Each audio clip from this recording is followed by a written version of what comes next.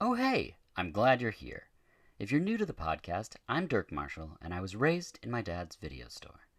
Welcome to Season 6 of VH Us, the podcast where each episode celebrates a film with a person who has the profession or experience portrayed in the film.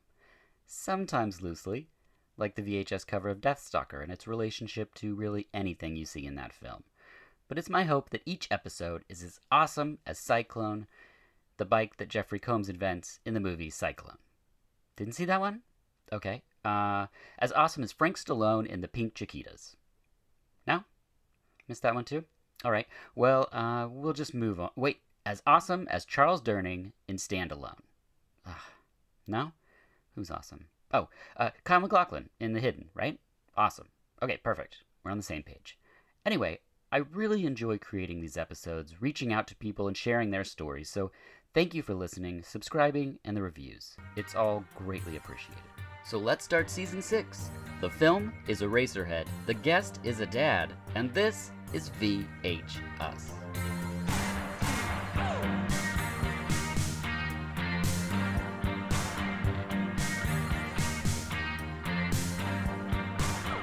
Hello, and welcome to VHS, the podcast where each episode is about a film and the guest has the profession or experiences portrayed in the film. I'm your host, Dirk Marshall, and you can find us on Instagram and Twitter at VHUS_podcast, and for bonus content, as well as on our website, vh-us.com, for trailers and original artwork. I'm joined in the studio by JL Watkins, who's a dad.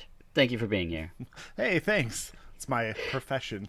Yes, well, I mean, you have another profession, but I just can't figure out a movie that would pair well with it. And I get these ideas, like I did with the mom episode, where it's like, I want to talk to these people as well. And this movie popped up in my head, so. Yeah, we haven't found the disgruntled video editor movie yet. So yeah, no. There's a couple editor films, I think. Not disgruntled necessarily, just video editor. Yes. Guess I'm saying a little too much. I should ask at the top, do you have a website or anything where people can find you, or you're pretty off the grid, or how is it? You know what? I used to have a blog, but Little Lost Robot, but that's like my my Twitter and my Instagram, so you can find me there. But okay, Little Lost Robot. I don't do much anymore. Yeah. Yeah. Well, with no free time, I'd imagine. Exactly. This idea began with Eraserhead being a film about becoming a parent, and I haven't seen it since I became one. When was the last time you saw Eraserhead? Yeah, well, you know what? It had to be pre-parent. I did revisit a little bit of it when Twin Peaks: The Return was on, because there's that mid-season episode that's very... Oh, yeah. And I wanted very Eraserhead, and or very David Lynch, I guess, and I wanted to see if they lined up in any way, but I didn't. I didn't look at it too closely. I watched a little more heavily this time when I did. But yeah, Eraserhead's not one of those movies where you're like, I'm just going to sit down and watch some Eraserhead. Yeah. You know? It's true. I saw it when I was 16. I saw it one time. It's not that I disliked it. It's just not something that I returned to. Like, I watched the, do you remember his Industrial Symphonies VHS? I watched that thing all the time, and it's concrete and obtuse, but for some reason I found that something I enjoyed relaxing in. Well, that had music. Whereas Eraserhead had a few songs, and the rest was just that sound in the background. What do you remember? Because when I met you, I wasn't a huge David Lynch person. I'd watched his movies in my dad's video store, like Wild at Heart, I think, Blue Velvet, Elephant Man, but I didn't really know him as like a director per se yet. And then I met you and your love for Twin Peaks, and I was just curious, what was your intro to David Lynch? It was the Elephant Man. Okay. I started thinking about this. We kind of brushed over this a little bit last time we had a podcast episode that I was in. And I realized Dune was obviously like the first one, because I was, in fourth grade and it was Star Wars and all that kind of stuff. But no, it was the Elephant Man, because I remember we had to watch that as a kid, and I don't remember 90% of the movie from then, but I do remember him dying at the end. And there was this whole thing when we were kids where there was all of these like movies like the Elephant Man were the Phantom of the Opera disfigured person sort of mask and things like that. Anyway, so I remember Elephant Man, and then it was later on in high school and stuff where when Twin Peaks was out, where I kind of went back and put all the pieces together. Blue Velvet was in there somewhere. Okay. Yeah. And Twin Peaks and all of its accoutrement aside, what would you say your favorite David Lynch film is? Well, it'd be Firewalk with Me, but yeah. But outside of Twin Peaks, that's a good one. Because there's things I love about all of them. I like Wild at Heart because it's just so crazy. I really want to go back and watch Lost Highway again. Yeah, for me, David Lynch fits into that like I loved David Cronenberg, and so Existence has a special place in my heart because it's one of the first ones I saw in a theater, and I guess Crash. I forget which one's first, but Lost Highway I think was the after other than Twin Peaks that I went to a theater and saw it. It was outside of the video store. I remember driving home in the night afterwards and it feeling like you're still in the movie, and it felt like we were all gonna die or something. And then Mulholland Drive. Those two. What's funny about Lost Highway? Well, by the way, to answer your question, I think Dune is my favorite outside of Twin Peaks because I just love Dune so much, even though it's a complete, weird mess compared to the book and all that. Oh, it's so crazy. But I realize that's the one that I watch all the time. Like, I don't sit down and watch a lot of David Lynch movies over and over again because you got to be in the right mood and it has to be loud and whatever. Whereas, I can watch Dune all the time. Yeah. Yeah, you know what about Lost Highway that was wild is that was that's kind of when the soundtrack came out so much earlier than the movie. Yes. And so it was in a way that they're very smart about it. That drove people to the movie because you're like, I got to hear how this Billy Corgan song is going to fit in, or I can't wait to hear 9 Inch Nails in this movie, or no, it's Marilyn Manson, right? Yeah. It was both. Okay. So there was a lot of that just kind of, and then to see how it pieced together, kind of like how my kids did that with the Trolls movie many years ago, where they listened to the soundtrack for 3 weeks before we even saw the movie. Like, right. I know this song. I'm like, yeah, because it's from the soundtrack Trolls. Yeah, it was perfect timing then to have a soundtrack put together by Trent Reznor, who was at peak popularity at the time, and then he recorded, I think, A Perfect Drug for that soundtrack. So it was an exclusive thing. I think Billy Corgan did a synth song on there or something. I remember liking it. Yeah, I remember liking it too. I really liked that soundtrack. And I remember Brent Johnson, a mutual friend, and I sat and talked about that movie for hours into the night. Just not trying to figure it out, but discussing the way we all love to talk about David Lynch movies. And then this part, and then this, and what could it be? Well, there's the creepy factor where you're like, oh, this fits into this part of the David Lynch world, and then it had the driving part, this fascination with driving cars fast at night. Yeah. Did you get my text about A Fall from Grace? Yeah, what's funny is you did that, and then I immediately IMDb'd it, but I didn't do it through David Lynch. I did it just through the title, and it was a Tyler Perry movie. Yeah. And I was like, this is the movie you're all excited about? And the reviews were like, this movie is horrible. And then I was like, wait. So then I went and navigated it to the way you said it. I'm like, oh yeah, this looks great. I think there's also one in the 80s, maybe early 90s. That's a Gary Oldman vehicle, I believe. But yeah, it's a movie that's directed by his daughter, Jennifer Lynch. And it stars David Lynch and, oh God, who are the two other guys? The guy that was in Ghost Dog. Yeah. Forrest Whitaker. And Trent Reznor is the soundtrack. And the soundtrack is Trent Reznor. It's so wild. I don't know what this thing is, but it supposedly comes out this year. But I'm excited about that. Nice. At the time of this recording, you can rent Eraserhead from your local video stores like Movie Madness here in Portland, Oregon. You can stream it on HBO Max and the Criterion channel. Apparently, it's also on Amazon, but I recommend the Criterion channel or the beautiful Criterion Blu-ray, which is what you loaned me, and it was fantastic. Yeah, we have the superior viewing experience for this. Yeah, yes. Over your bullshit Amazon or whatever. That's right. Yes. The synopsis is Henry Spencer tries to survive his industrial environment, his angry girlfriend, and the unbearable screams of his newly born mutant child. That's the synopsis that they have for it, which... It's weird that somebody wrote that, because I don't feel like that synopsis was written when the movie came out. It would have been more like a surrealistic meditation or whatever. It wouldn't have described it. This one's very literal. Yes, Yeah. it is. It's super literal. We'll put the film in context. The director is David Lynch. If you're listening to this, I'm guessing you know who David Lynch is. But if you don't, Elephant Man, Twin Peaks, Blue Velvet, Lost Highway, Mulholland Drive, Straight Story. That's the Lawnmower Man one, right? Right? Yeah. Inland Empire. Inland Empire, of course. And there's a lot of others. I really love David Lynch, not just as a director, but as an actor. I think he's always super interesting.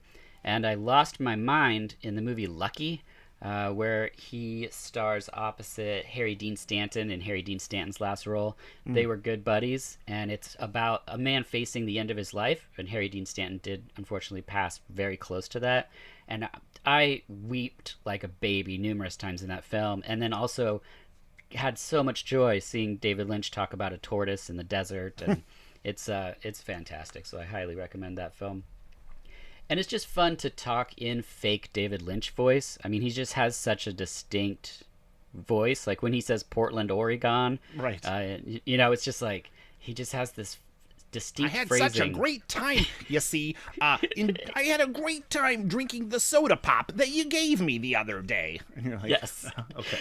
It is like all day, every day, You could just do that. Slippers are the most dangerous sounding shoe. It's just like whatever you want to say is fun in David Lynch voice. Our actors, we have Jack Nance, who was in Eraserhead, Dune, Johnny Dangerously. He's the dad in the Suicidal Tendencies Institutionalized video, opposite Mary Wernoff. He's in Barfly, The Blob, and pops up in Lost Highway, which I completely had forgotten. I don't know who he is in it, but he's credited there. Well, I'm going to rewatch it soon, so I'll let you know. Yeah, same. The actors, we got Charlotte Stewart, who plays Mary X, a ton of 70s TV, Eraserhead, Tremors, she's Betty Briggs in Twin Peaks, and Slums of Beverly Hills, which is pretty awesome. Mary's dad is played by Alan Joseph. This guy was in some serious stuff. He was in Raging Bull, Marathon Man, Eyes of Laura Mars, to name 3. Where did it start with him, though? TV. Okay. Yeah, and then we have Jeannie Bates. I don't know if it's Jeannie Bates or Jean Bates. Veteran TV actor. Eraserhead, Wild Orchid 2, The 2 Shades of Blue, which I had the promo tape for, and Mulholland Drive. So there you go. So let's press play on Eraserhead.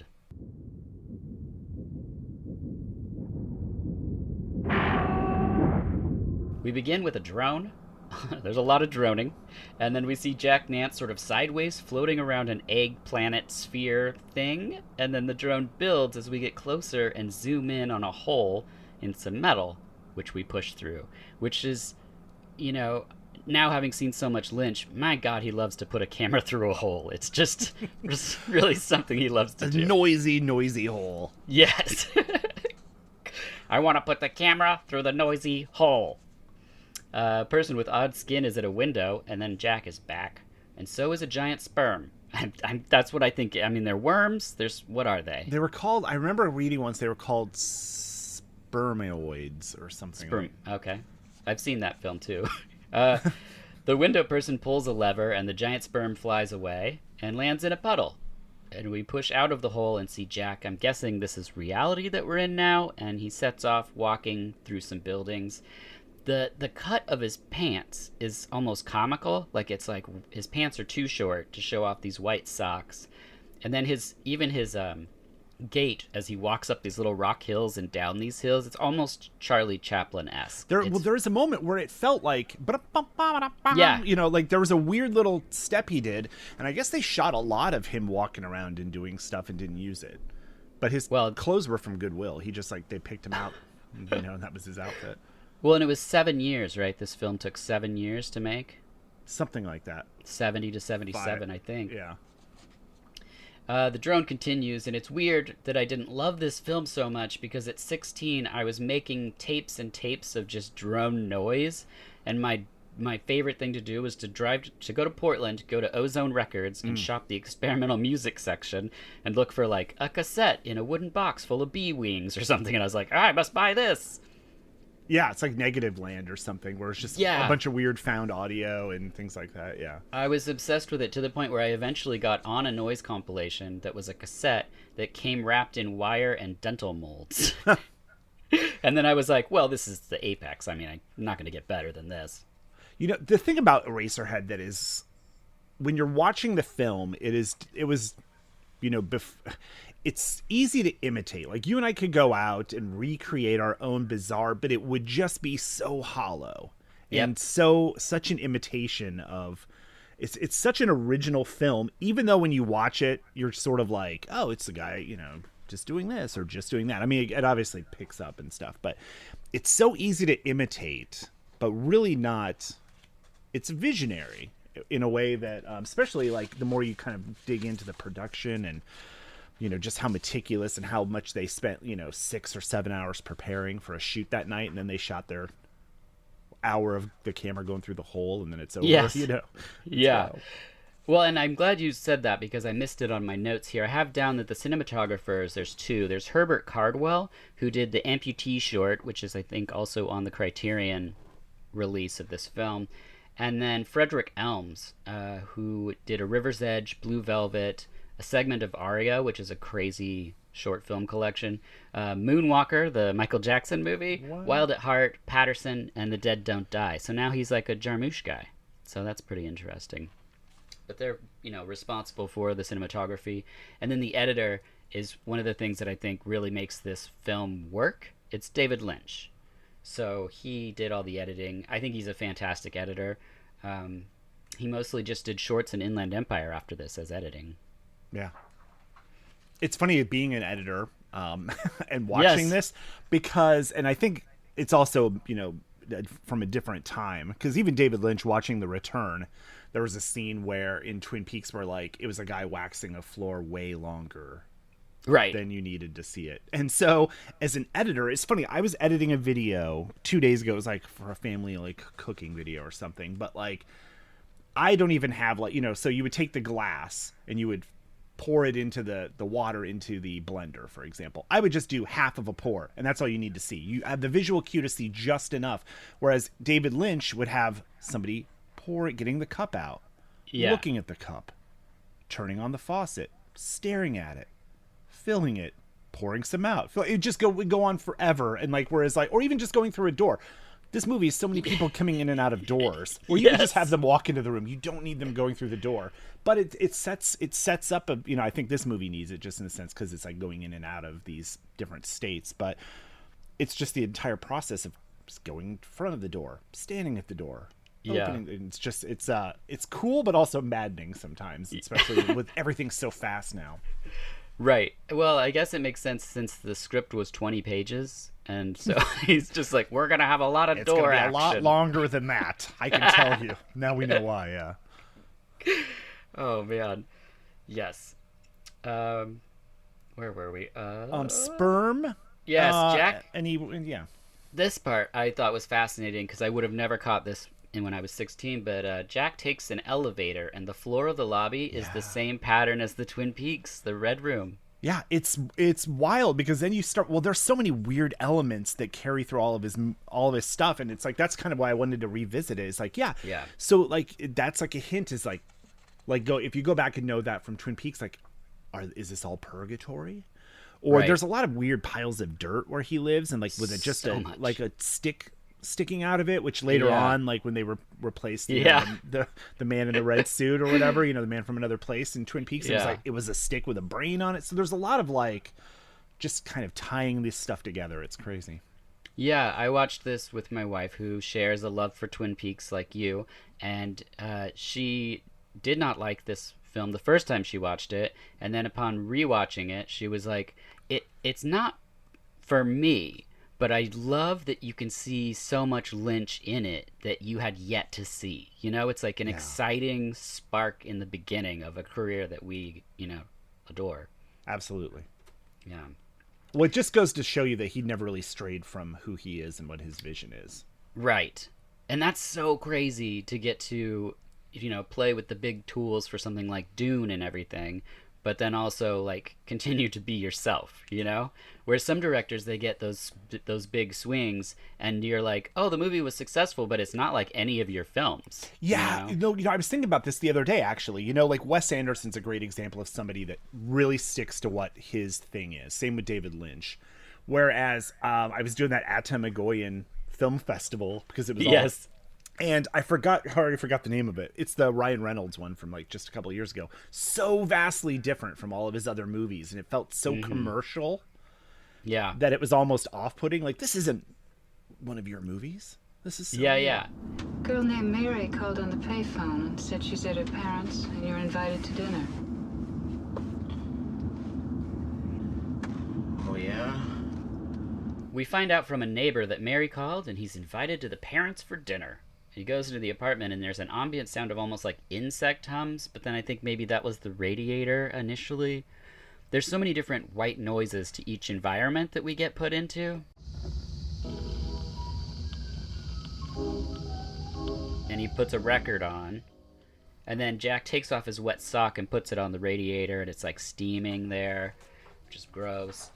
He opens a drawer and there's a bowl of water in the drawer, which I was like, what's happening? And then he has a picture that's torn in two that he puts back together, which I love this in movies. I love images within things that then you can like speculate on or come up with why that's there. My favorite movie, The Reflecting Skin, does this with 3 images, and I've spent so much of my life just like, no, because this image means this and then this. Well, it's because they're not the same person too. It's like, isn't the bottom and the top half, he like found 2 pictures that match to make a person, and so yeah, he's like, I think so. It's really, yeah, I mean, there's a lot going on. It's so dark in some ways that you're like, am I looking at dirt? Oh, I am looking at dirt. That's bizarre. Yeah. Well, and if you are taking 2 pieces to make one person, there's your first inkling, maybe, aside from the spermoids that we're going to be talking about. Parenthood.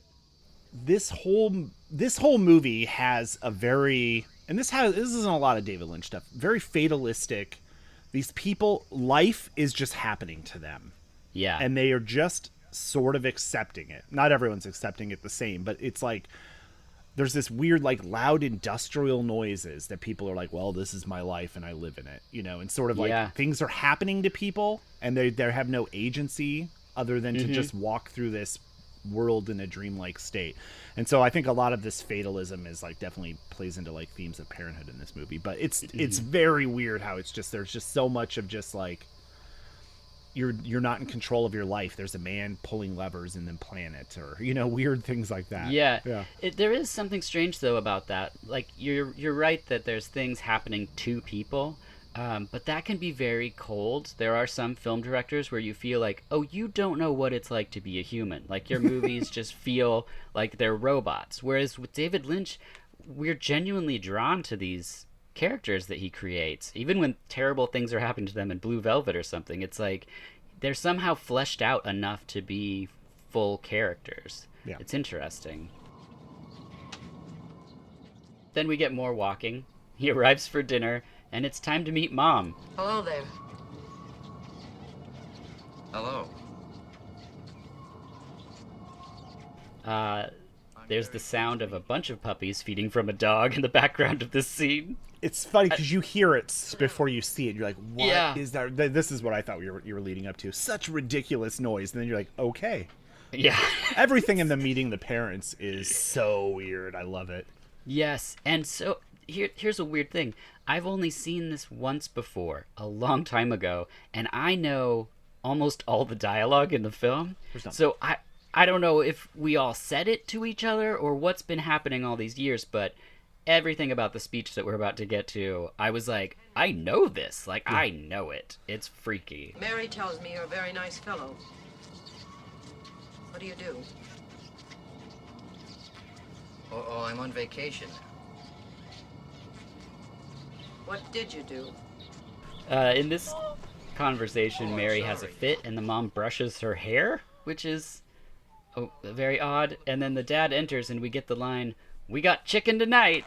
And then he has the beautiful speech about how they're new. I thought I heard a stranger. We've got chicken tonight. Strangest damn things. They're man-made. Little damn things. Smaller than my fist. They're new. The mom pushes him into the kitchen where Grandma's having a staring contest with a frying pan. It's very strange. It's another person. She just, like, life is just happening to this old lady. Yes. And just kind of like, he has a lot of old people just kind of like there, but it's very respectful to them. They're like, you know, just, like, matter of fact, this lady helped make dinner. They put a salad on her lap and then used her hands to stir the salad. So it's like, Grandma's still part of the family. It's kind of nice. Yes, it's so interesting. They give Henry the tiny chicken to carve, and the dead chicken moves and then squirts stuff out all over. It's really gross. Yeah, let's pause here just to listen to that for a second. Okay. The mom has some kind of fit, and she screams. And I was 16 watching this, and I jumped up. Because this scream is sampled in Front 242's Tyranny for You, and I love that album. And when I heard it, it's a very unique scream, and I lost my mind, because when you would watch films and like artists that you like sampled them, it's like a shorthand to you, like, we like the same thing. And I was like, oh my gosh, Front 242 likes David Lynch, and they really like Eraserhead because they sampled this. And I was like, this is amazing. So check out Rhythm of Time if you have a chance. The dad just stares at Henry when they leave the room, and then Mom comes back to the table and she wants to talk to Henry. This is an abrupt turn. She says the baby is at the hospital and it's yours, and she starts kissing his neck. Yeah. What's weird is like, did you have sexual intercourse with my daughter? Right. She just keeps saying it. Henry, I asked you if you and Mary had sexual intercourse. Well, I don't think that's any of your business. Henry. Sorry. What's weird about this too is, and this is like, life's just happening to this guy at this point. He's like, well, because right after this, they have a baby. Like, there's no going to the hospital and picking it out and any of that stuff. It's sort of like, okay. Yeah. It's very, very abrupt. It's oh man. Well, and he does say, like, briefly that the time, this doesn't really line up time-wise. He starts to say it, and so it's sort of like this dreamy space sperm impregnated her from his mind, and it's right. Bizarre. Well, and they do say that she's a preemie, so she's born premature, and I believe, I could be wrong, but I believe Jennifer was born with some sort of health condition in the beginning. I feel like there was some kind of difficulty there. I remember reading it. I don't know. Maybe that's not true, but were kids always a plan for the two of you? Or like, was this a conversation prior to getting married that you and your life, you were like, we're going to have kids? Yeah.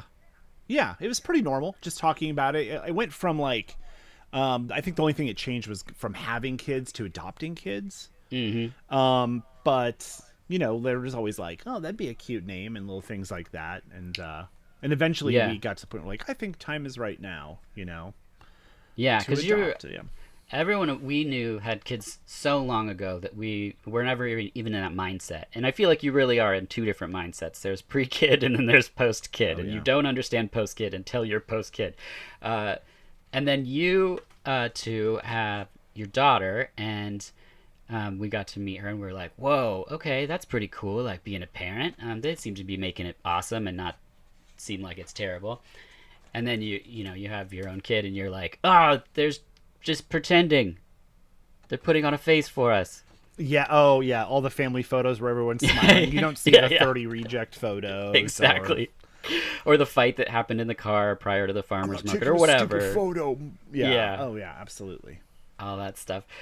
There is kind of a procedural aspect to growing up, and I'll take it off of you and put it on us, because when my wife and I got married, we were like, well, do we get a house? Do we buy houses? Is that what adults do? Do we have babies? Like, we didn't know what order things would go in. We knew we kind of wanted to do those normal life development stages, but we went house first, and then we didn't think we were going to have a kid, and then we almost, like, in the Eraserhead sense, we're like, oh, we're going to be parents.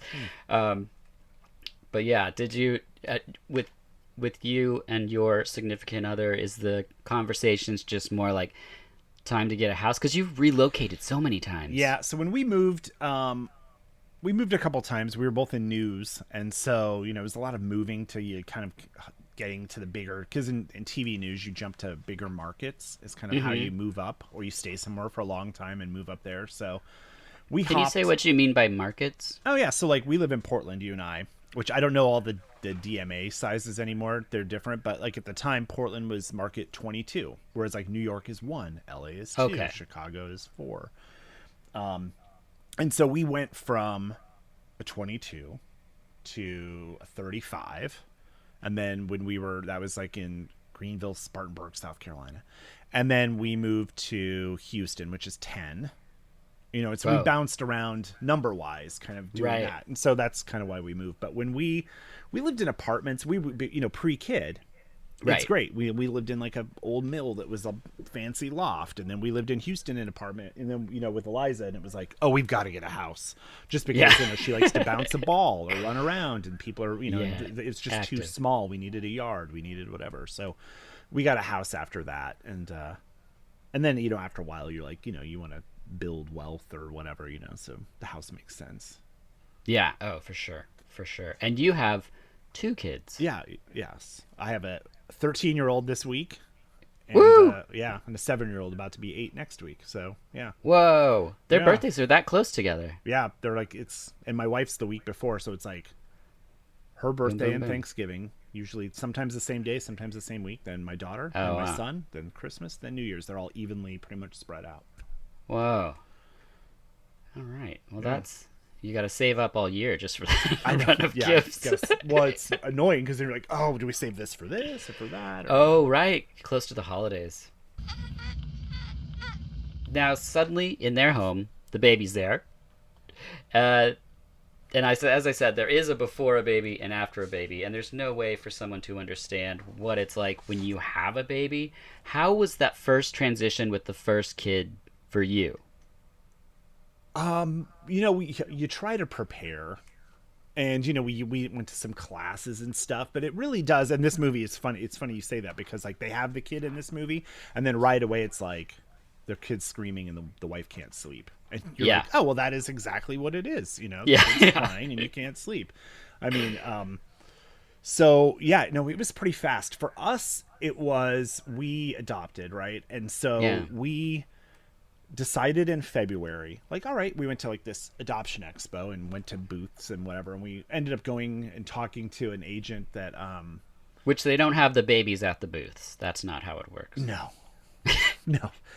like in films, where you like you pull up the orphanage and they're all in the window. I'm sure that there's some of that happening somewhere, but no. So we went to this expo thing and kind of like learned the process and all the different types of adoption, and we kind of went with this agency that we already kind of knew we were going with, but it kind of confirmed everything.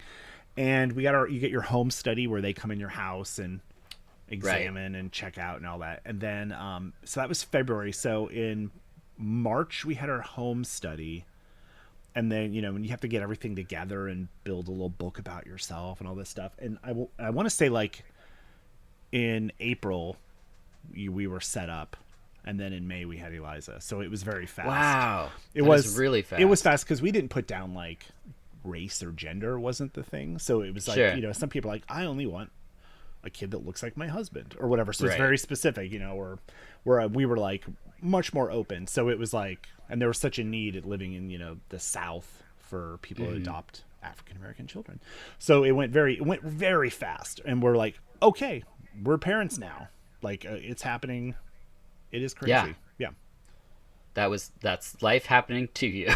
Yes. But like you have the baby in the home, like the first moments, or even driving in the car. So we went and we were like, oh, we're gonna go get it, and so we had photos, and she was, we adopted her at 4 months. 4.5 months, and so we had photos and kind of whatever little. And so when we were going to pull up to the place where she's being cared for, and just the whole way, my wife is going through emotions like, what if this and what if that, but it was all, and then we pulled up, and the whole plan was to go to the door and meet them, and they take us in and present us with this child. But we pulled up, and the woman was outside with her already because they were on a walk, and my wife like didn't even wait for me to put the car in park before she was jumping out of it. I didn't have time to get my video camera ready, which is the thing I like doing. So, but it was all so fast. And then, next thing you know, like, hey, this is, the woman's like, hi there, new parents. This is how you feed her. This is how you change her. This is how I do it. This is how you should do it. And then, all right, see you later. And we just left with this baby after like sitting there for an hour. We went to Sonic, and I'm like, this is really weird. We have a baby right now. Like, we just figured out how to install a car seat yesterday, and we have this baby with us. And then, we went to the lawyer and then went to the hotel, and it was just like, we're parents now. We have a baby in a hotel room. That's amazing. That's a transition. Yeah, it was weird. And I kept running over to a Target across the street. We couldn't leave right away because it was across state lines, so you have to stay until like this. So we had to stay for like a day or two. So we stayed at this hotel, and I remember running over and going back and forth to Target to buy different nipples for bottles. Of course, I didn't know silicone versus rubber. First, I went to Arby's and bought like everything on the menu because I didn't know what we wanted to eat. It was just crazy. Right. Yeah, I remember shopping for diapers for the first time and just being like, wait, which kind? Like what? Because there's like a billion different types, and there's flushable ones, and there's ones that have different things they're made of, and stuff, fragrances and stuff. I was just like, I don't understand this world that like. Yeah, well, and that's funny because it's like at least you have some participation in it.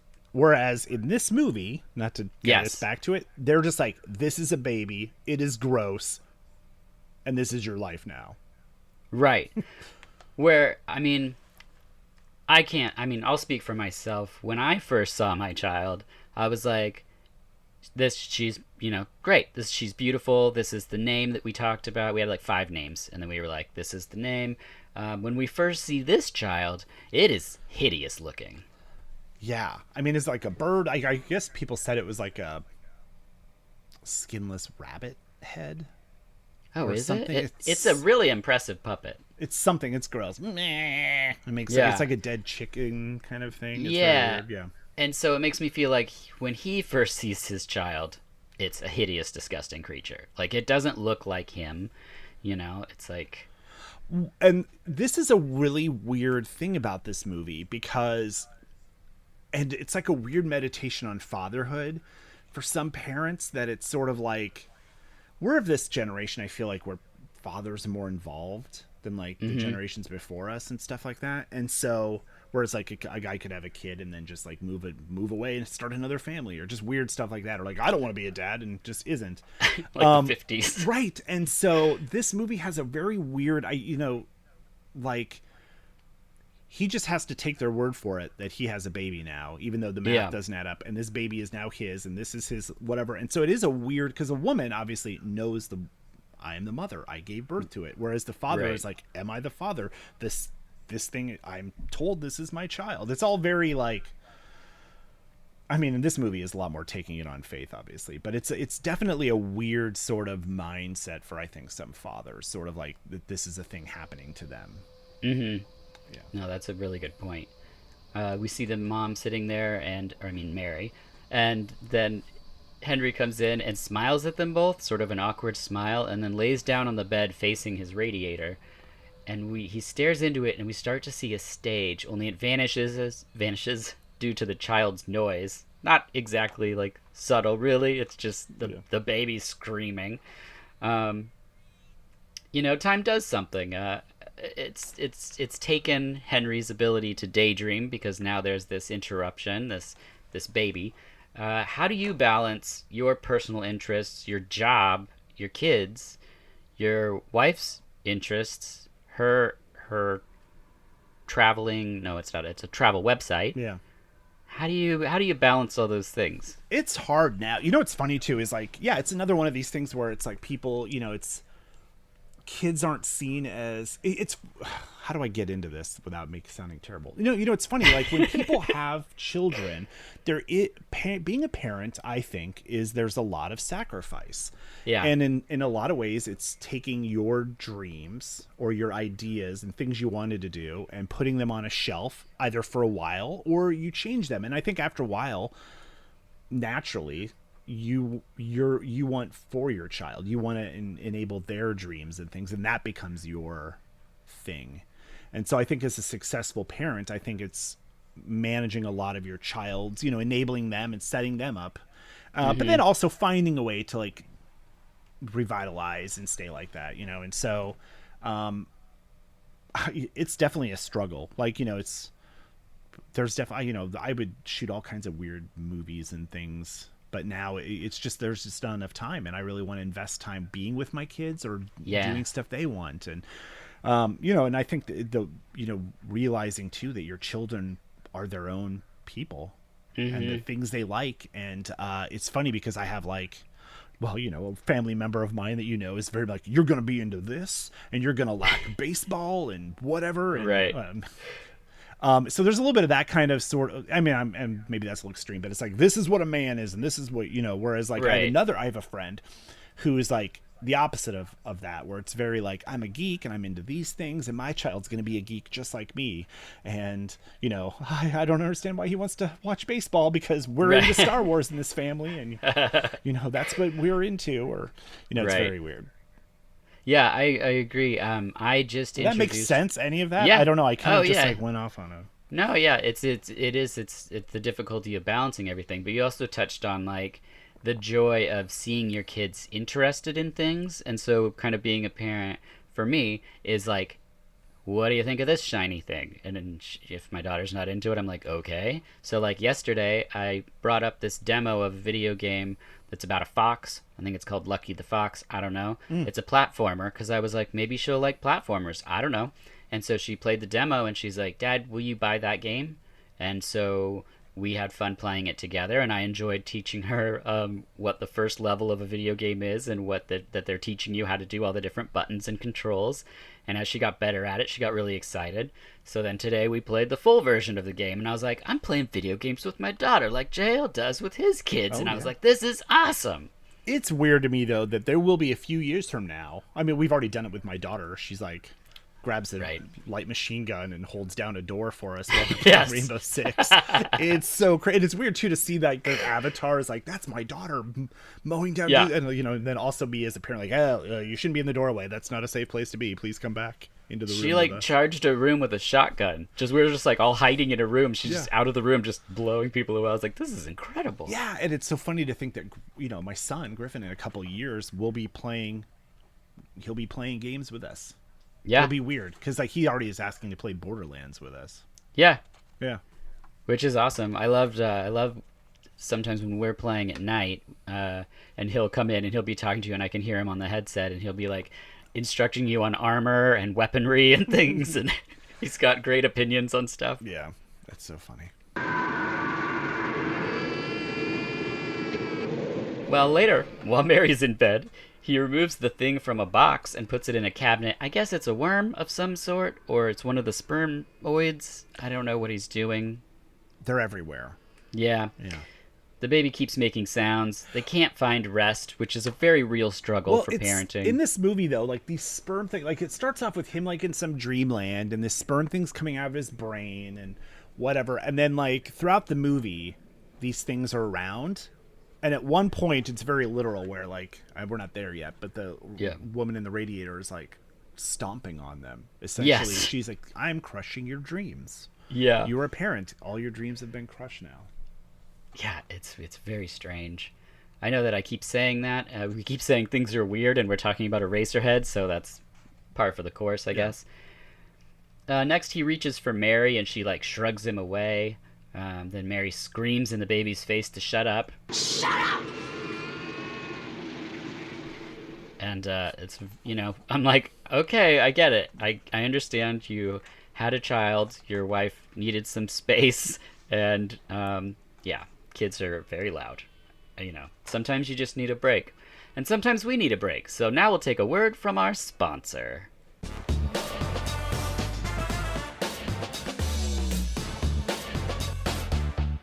Are you tired of boring food and condiments made of processed ingredients? Then you need Marshall's Hot Sauce. Each small batch is made by Sarah Marshall, who sources from local farmers. Her dedication to knowing the sources carries on through right down to knowing the single origin beekeeper and even the harvester of the sea salt. Each sauce is plant-based, gluten-free, and packed with deliciousness. Annual offerings from mild to spicy, being smoked habanero barbecue, red chili lime, serrano ginger lemongrass, and habanero carrot curry.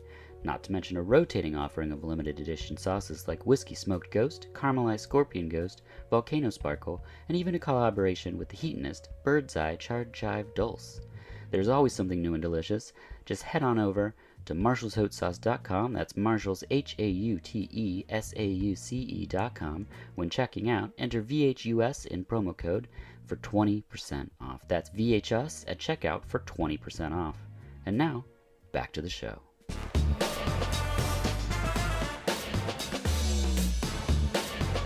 We're back! And the baby's still screaming, unfortunately. And Mary decides that the only thing she can do is get out of Dodge. So she grabs her suitcase after a very long struggle, which is like you were saying earlier, something just keeps on going. Yes. She's tugging on this suitcase for longer than probably the longest monologue in the film. Well, there's also... she's at the end of the bed. And he's laying like there, Bob. And it's like creepy, like eat.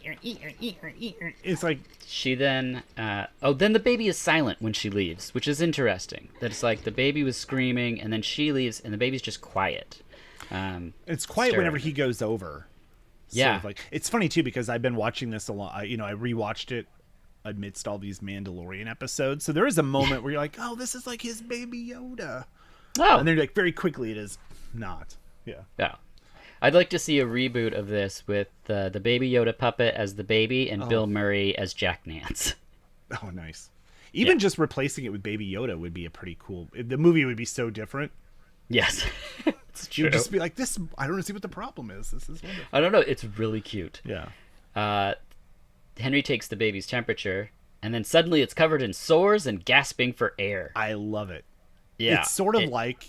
I don't know. It's like everything is like accelerated, like in Parenthood in this movie. But you're sort of like, oh my god, it's like this kid's sick. What do I do? I don't know. It's just great. But it's so awesome how it's like, just a flick of a switch and they're like, oh yeah, instantaneous. Which as a parent, I mean, kids get sick out of nowhere. Not right now because they're not allowed to be around anybody or any germs. But normally in school, kids just pass around a cold. It's disgusting. It lasts all year long.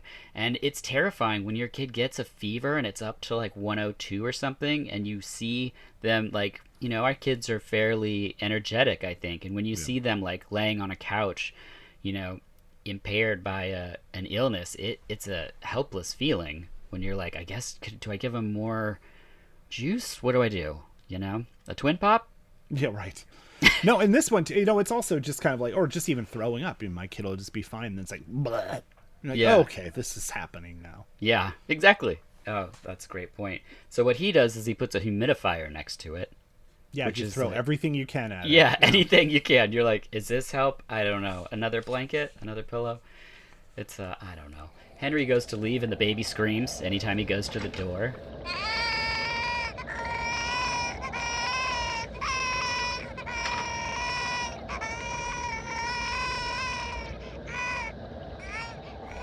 Which must have drove Lynch nuts because he's like, I just want more people going through doors. Come on, this is a door unexplored.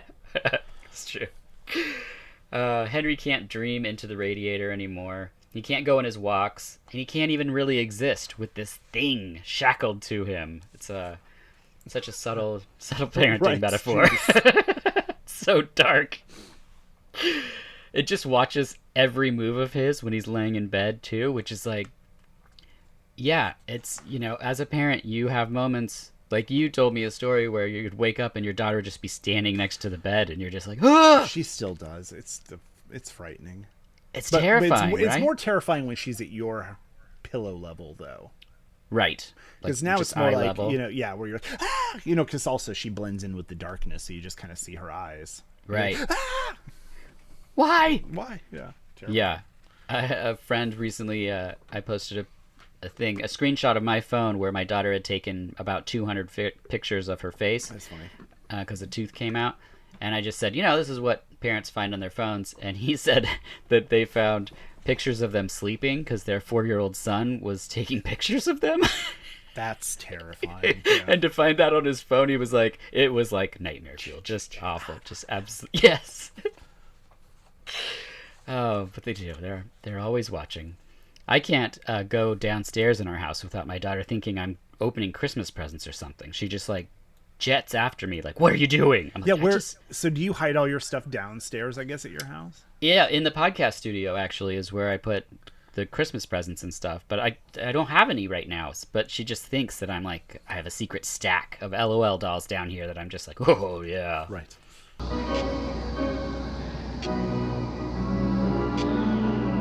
A door closes and we see footlights on a stage turn on, and we meet the lady in the radiator. The weird worm thing drops to the floor, and then another, and she begins stomping on them like you talked about earlier. I couldn't decide if this was like him and his daydream that he loves to envision, and then she's destroying the sperms. Like it's like now we're on like almost like a undo the birth abortion vibe. No, it feels like she's crushing his dreams is what it kind of felt like. And she doesn't, it's sort of just kind of like, she isn't singing this scene, right? It's just like she crushes his dreams. No, she's just the dance. Yeah, just the dance. Then Mary comes back. Jack finds the worm things in his bed, and he can't get comfortable. The cabinet opens, and the worm from the box is alive and tumbling, and we get this claymation sequence that's just very interesting. It opens into a hole, and we go into the mouth of the worm. Yeah, and then we see Henry reflected in the puddle, which is the same puddle. I'd imagine there was many puddles, but this is like his favorite puddle for Eraserhead. Henry opens the door, and the neighbor is in the dark. She's locked herself out. Mary is gone, and the neighbor asks if she can stay the night. I'm locked outside. Can I please stay with you tonight? They make out in a bed that's like a foggy vortex. It's very interesting. No, it's like a weird... Yeah. Oh, yeah, that's right. They're like in a hot tub pool or something. But it's like the mattress outline outside of it, and then it's so strange. And then they sink down into it. Yeah, at what point does it become is it a dream? Did it really happen? Did it not happen? Like... I don't know, because there's something that happens later on, and what you've said already is kind of making me question my read of this film. But so the foggy vortex happens, and then Lady in the Radiator sings "Everything Is Fine," which is an interesting transition from him having this like other relationship, and then now it's like he's happy again. Well, it's like in heaven everything is fine, so it's sort of like, you know, your child will be okay if your child is dead. Oh, gotcha. Or something. Okay. I don't know. Hey, and by the way, I think we should listen to the song in its entirety. Oh, I agree. Please. In heaven, everything is fine. In heaven, everything is fine. In heaven, everything is fine. You got your good things, and I've got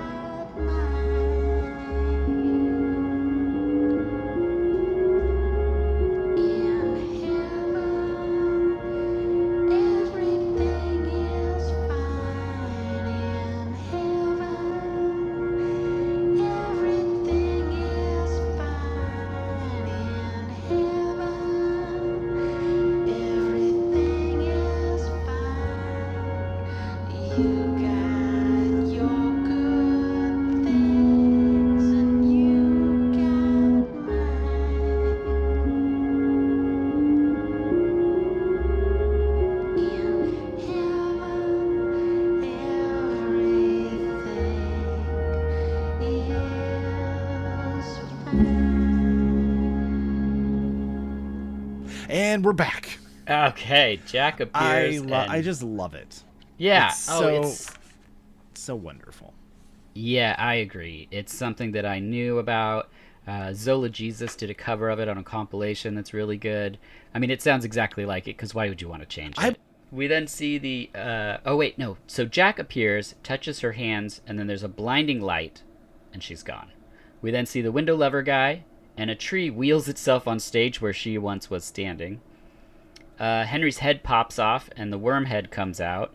Yeah, that was like, I see, that's the thing is, I thought it's like a large version of, like, mutated version of the baby that is killing him and choking the life out of him and taking him away, basically, is what all of this is setting up for. And then the tree starts bleeding. Ugh.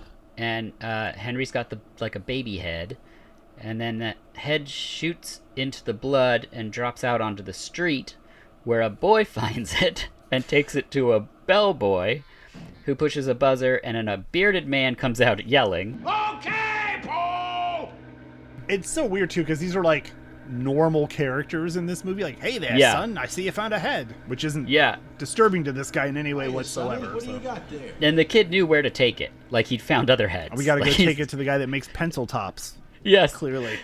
So he leads the boy to another man who drills into it and then uses the machine to move pencils around, which he sharpens and then tests it on paper, says it's okay, erases it, and then he swipes it with his hand. And this is one of the points that I was like, this is why David Lynch, I wish, was editing even more things. This, like, wipe of the pencil erasing shavings that, like, it's a harsh sound, that whoosh, and then it sparkles through the air. It's just this, it's... And then later on, such the a most great iconic cut. shot of the movie is Oh, him yeah. with the shavings in the air Yep. around him.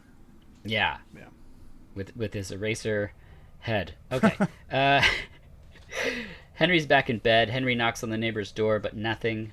When he returns, the baby's laughing at him, just mocking him, like his unmasculine ways are being openly mocked. So he opens the door and sees the neighbor with another man. And so, yes, and so here's the thing. So she looks at him and sees Yeah. the weird baby head.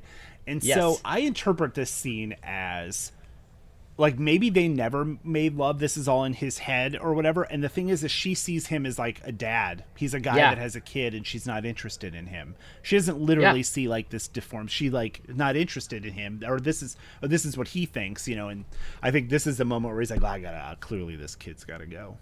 Yeah. Yes. I think so. I think that's exactly pretty much what I got from it. I didn't think the kid's gotta go part, but I was mostly just thought, oh, because she sees him as a dad. Because there is a thing where once you become a dad, you're like, well, I'm the dad now. Yeah. All the dad jokes and all that stuff. #1 dad coffee cup. Like, it's all true. It's all. And that's it's the funny rate too we're going. because, like, in the beginning of the movie, you meet Mr. X, who is like the epitome of dad jokes and look at my Yes. knees and hey there, boy, and you're just like, is the meeting the embarrassing parents. And there was a moment where I'm like, oh, I'm this guy. This is how my kids Right. see me when I meet their friends. I'm that dude. Oh, yeah. now.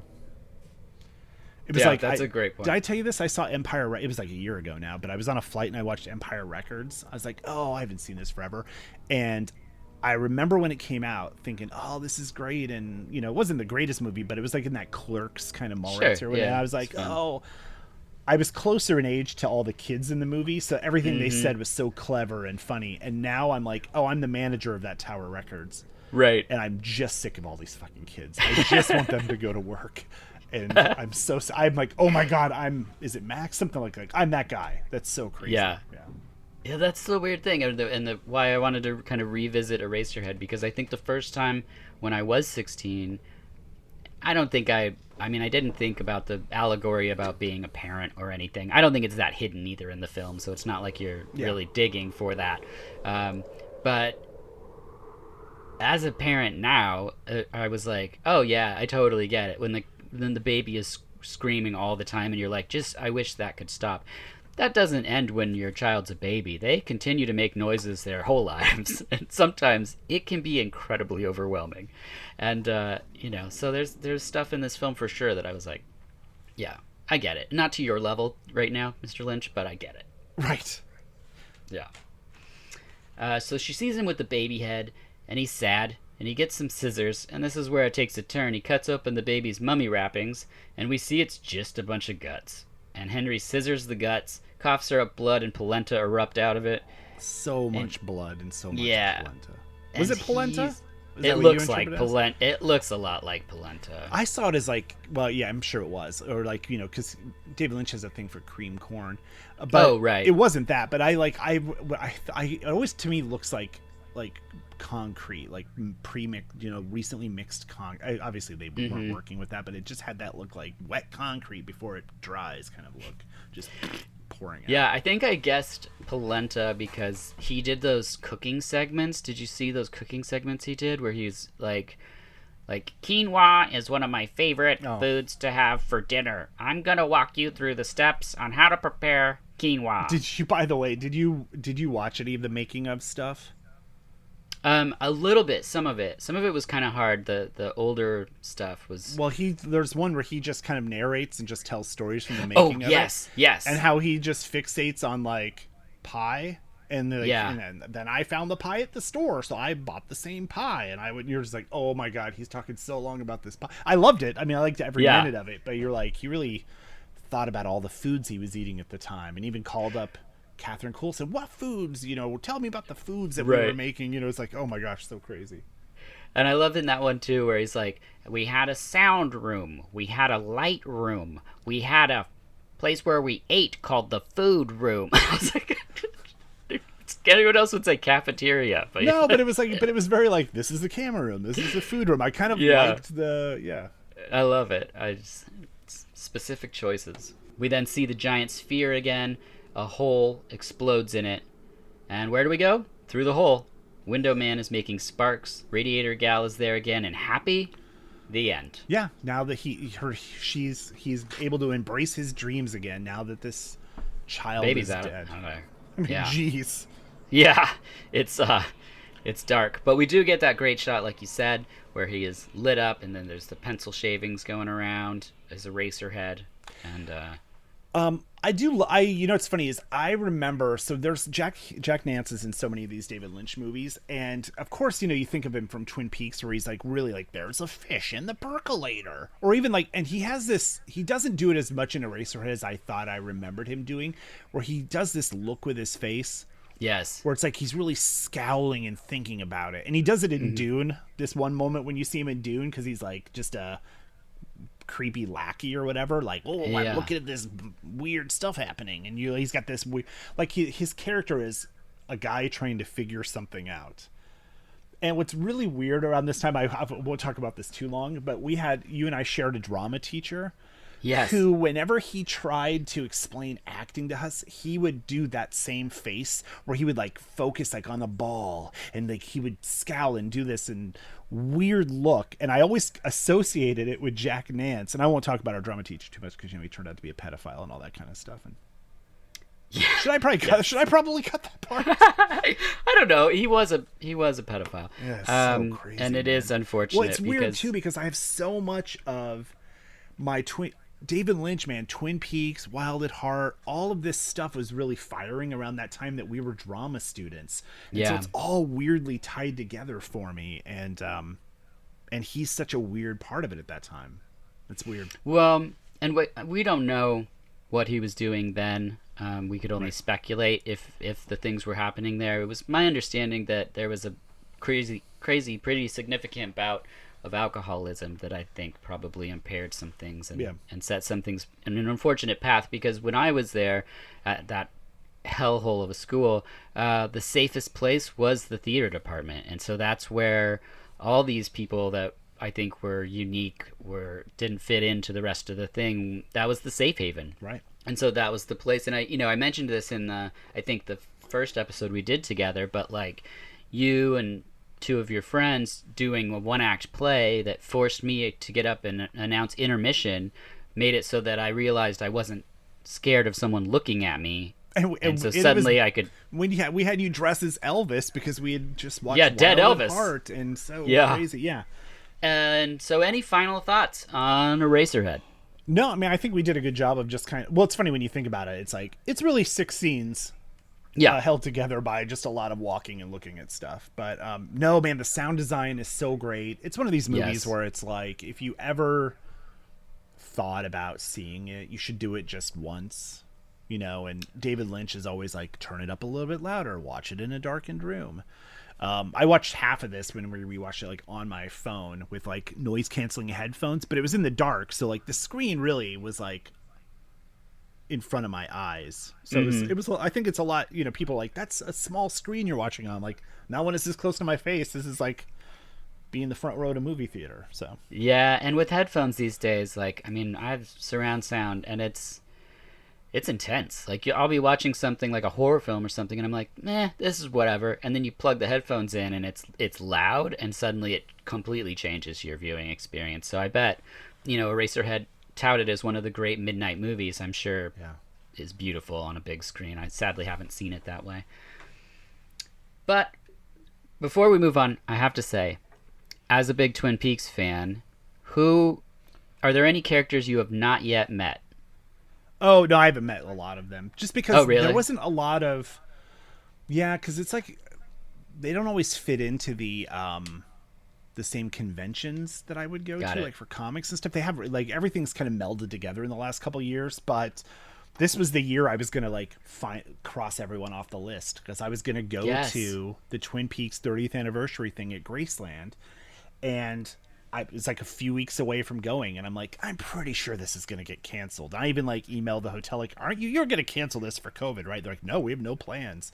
And I was like, I canceled my hotel room and flight and everything before it got too late. And of course it got rescheduled. I think it got rescheduled again or canceled. I'm not sure. So I can't imagine any convention ever happening now. No, I know, it's weird.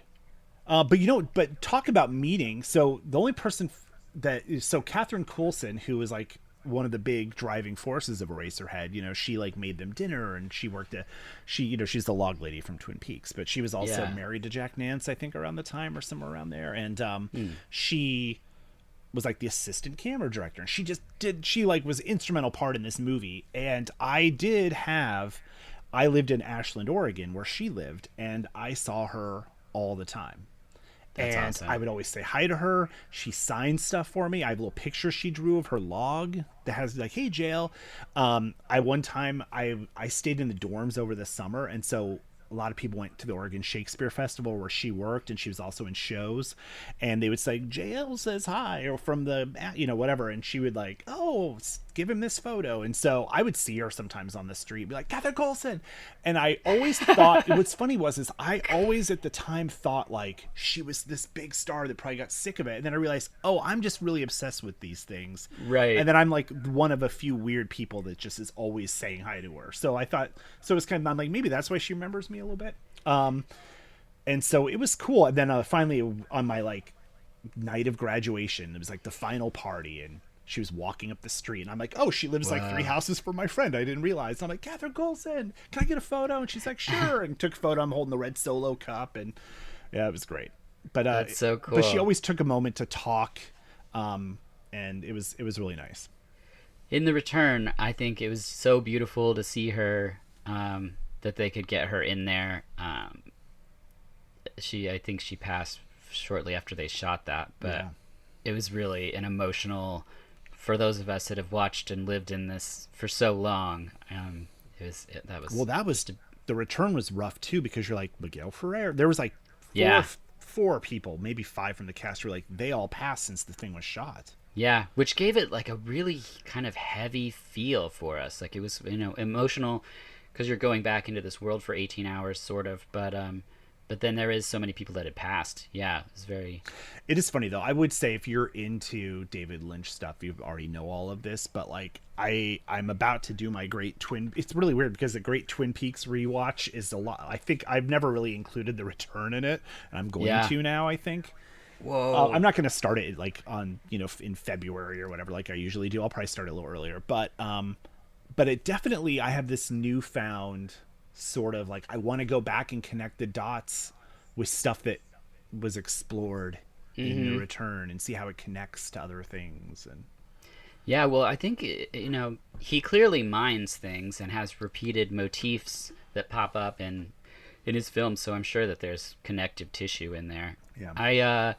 Since you were talking about meeting people, Sarah used to see the One-Armed Man all the time because he lived over in the Goose Hollow area. Oh, I didn't know that.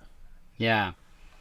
Yep, she'd see him riding a bike around. I'm riding my bike. Yes, exactly. Around.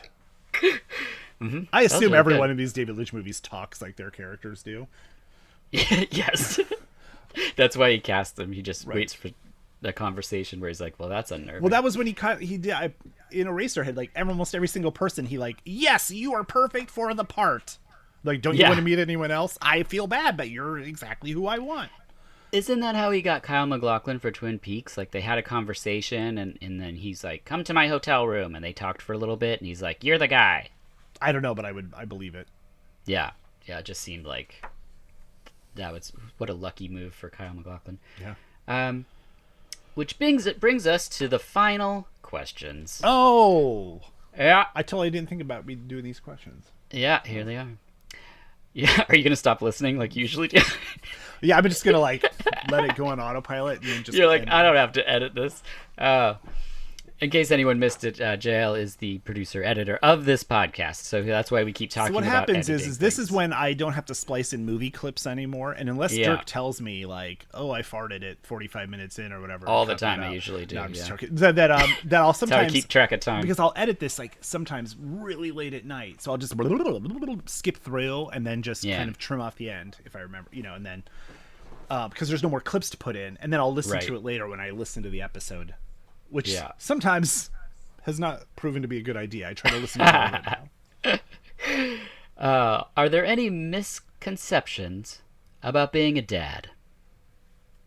No, I mean, I think this movie is one of those things where it's sort of like being a dad is terrible and your life is over and your dreams are dead and all that. No, and I think there are people that look at it like that. Oh my gosh, there are. When we had a birthing class before pre-baby, there was people where you're like, what are you excited about with the baby? And the woman would, every time, I'm not being like genderist or whatever, she would have some answer that's beautiful, and then the guy would be like, I guess I can walk down the toy aisle, and you're like, whoa, that's not the right reason. Right. It's so it's weird too is when you're a new parent. I'm sure you've hit this in the last couple of years. You'll have other people with kids and you'll take notes, but it's really when you have to talk to the parents of like the kids in public school, when you realize how vastly different all of parenting styles are and how different everyone is and how much you don't like talking to the other parents and just but like and there's somewhere a great example. There was this one parent that sticks out to me where I always see Facebook posts, and it's just like, I don't think, it's just like, oh, these kids ruining my life, is sort of the tone of it. And I'm like, oh, it's so crazy to me. Where it's like, it's not a joke. It's just a confession that they're miserable. Right. So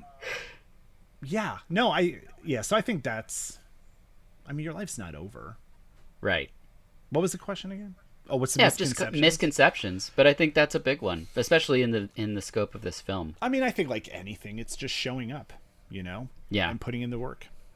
Yeah, that's a great way to put it. What's a good day like for you as a dad?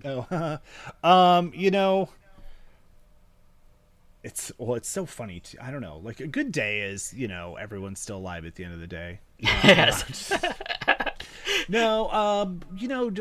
I think it's not as much like kids. It's more like parenting fails. Like there's this one time where my daughter had a friend over and she was being such a jerk, and just like and then the kid was, and whatever, all this stuff. And I remember my son has one of those like Hoberman spheres where it's like a ball that's like all connected. That's what that's called? Yeah. And you like and it expands out. It gets real big. Yeah, you can put your head in it and whatever. And he loved this thing. We got it at OMSI, the museum, and she was playing with it or something, and I remember I got so mad at her that I grabbed it and just ripped it in half, like a beast. Yeah. And just to prove a point. And at the moment I did it, I look over at my son, and he just was like, oh, and I realized this is his toy. This has nothing to do with her. And he just was like, tears welled up in his eyes, and he ran out of the room. And I was like, the other two were like, oh, we're sorry, we'll never do this again, we're fine. And I was like, first of all, I was probably a little more scary than I should have been. Like, I was just so mad. And then I had to run off and like, I'm so sorry, son. And I just felt like so bad. I mean, I went on Amazon and bought one 10 times larger and had it like next day delivery. Right. And it's fine. But I just remember like, oh, that was a bad day as a parent. Yeah. It was, funny thing was it was a great day up until that one moment where. One moment. No, that's the thing, is it's like I said earlier about time, I didn't get to what I was going to say about that, but it's just like, it can feel like one minute can feel like a year of your life as a parent, and then also years of your life are like gone in minutes. it's like the weirdest slippery slope. Like, Yeah. At your house, you do these lovely picture books every year. No, I've fallen behind in recent Okay, years. well, you used to. And it's a sore subject in the Watkins. Sorry. Oh, edit it out.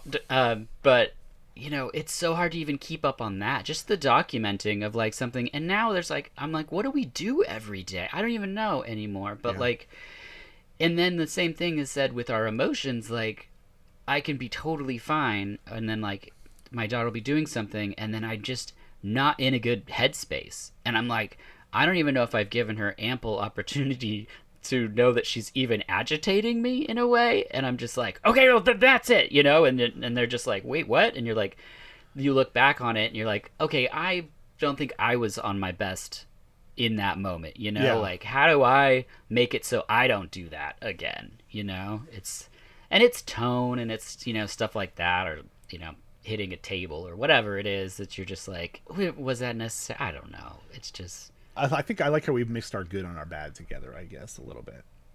well, it all is that way. I feel like, especially you know, now everyone trapped in the same house all day, and it's like, Oh, how do yeah. you make it special and not, you know, I realize my kids are always like attached to us. It's because they got no one else to hang out with. They're at our house. Right. We're their best friends, you know, and so there's a little bit of that.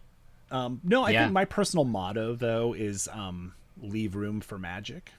I try to like leave room for like when you're out somewhere or in the day or when you're making a school project or I'm editing something at work. I leave a little room for magic. And so I think I just try to do that. And, you know, whether it's going, hey kids, we're going to get a Slurpee, or you just kind of like add a little extra something to something, Yeah. or a moment or whatever. I don't know.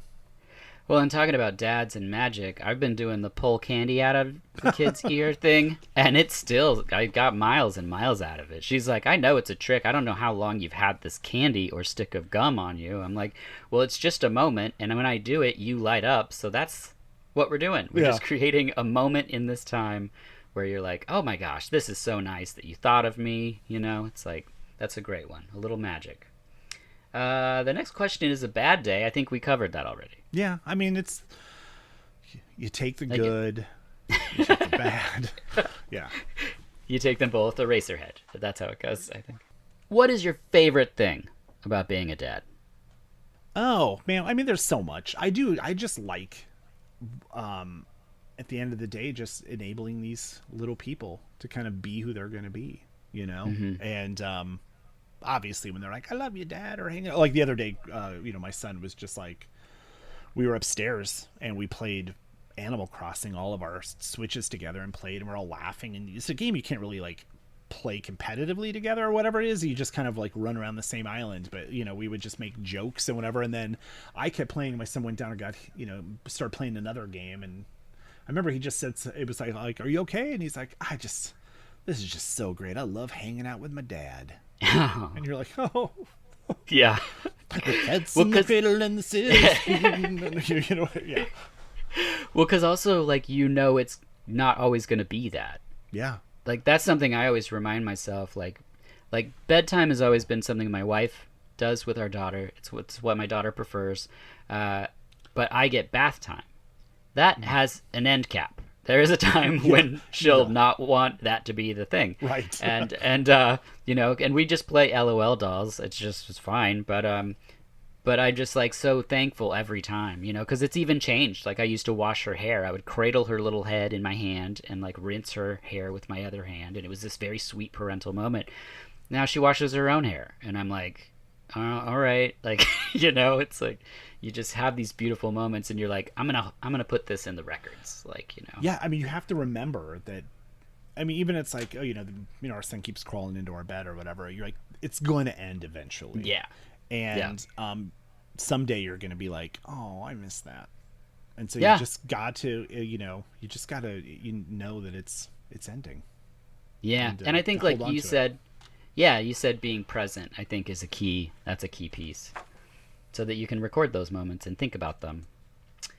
Do you have any advice to future dads? No, I mean, I think I, you know, molded a lot of that into here, but to future dads. Which is our new podcast Yeah. launching. future dads from the future, fighting robots and living their lives without their wives. Oh no. Something. There's more to that. I didn't mean to end exactly at that point. That's good. Yeah. We'll get DMX Crew to record it. Oh man, that'd be great. No, it's. I think I've kind of weaved in the same advice, but yeah, you already knew like all these. I feel like you're just moving the questions along through. You're like, I know this is next, so I'm just gonna transition to the next question. Oh yeah. But that brings us to the final question, and it's my favorite question. And you already know what it is. JL, what are my dreams what are your dreams like? Well, they're not like parent-related dreams.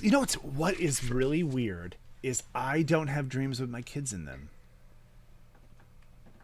Oh my gosh, I don't know if I do either. It's every once in a while there will be something, but for the most part, they're pretty selfish dreams. No, it's very weird. Like my most recent one, and I have dreams where like the dreams wake me up. Like I don't have like, they're stress dreams and I wake up and then I'm up like at 5 a.m. But I'm like one of these people that like when I lay down, I go to sleep. And then I'm up. Like I don't, because I probably stay up so late that I'm so tired that I just go to sleep. Yeah, same thing. When I lay down. Yeah, so, we don't hit REM I'm blackout sleep. Yes. So there's that, but like no, my dream the other night is I lived in some weird dystopia where everyone slept on cots and it was all grimy and dark and we worked in a factory, but also I was secretly a werewolf and mauled some people, and then somebody found out and they were okay with it, and then I woke up because I was like. Something weird. Anyway, but no, I had just weird people from work were in my dreams. I have weird work stress dreams a lot, or travel stress dreams. So it's all editing and stuff. Yeah, well, a lot of them were travel ones for a long time, where it's like I'm trying to get across the airport to the gate, but somehow I can't. I'm walking so slow, and no matter how hard I try to walk, I'm never gonna get to the plane. Yeah, the good thing about being secretly a werewolf is I think that's. All werewolves, because you're only a werewolf 12 nights out of the year. Right. There's only 12 full moons. So then the rest of the time you're just secretly a werewolf. Well, it's funny too, because I think I only was a werewolf in the last like 5 minutes of the dream. And then, you're editing it in your head and you're like, something's got to happen. Because somebody was like, that explains why he was so different. And then it was like, oh, yes, I am. And then I woke up because I was going to get caught or something. I'm not sure. So no, my dreams aren't, they're not scary. They're just like, there are a lot of like, oh, I'm on a skyscraper. Wouldn't it be terrible if I fell to my death? And I'm like, oh, I just fell to my death. I just woke up. So those are like and that's how it is. But yeah. Well, JL, thank you for being here. Thanks for producing the podcast. Sure. And thank you all for listening to VHS. I'll see you next time when we talk about a different movie. Oh, this is from an old episode. So I'll just say, thanks for listening. Thanks for having me. Sorry.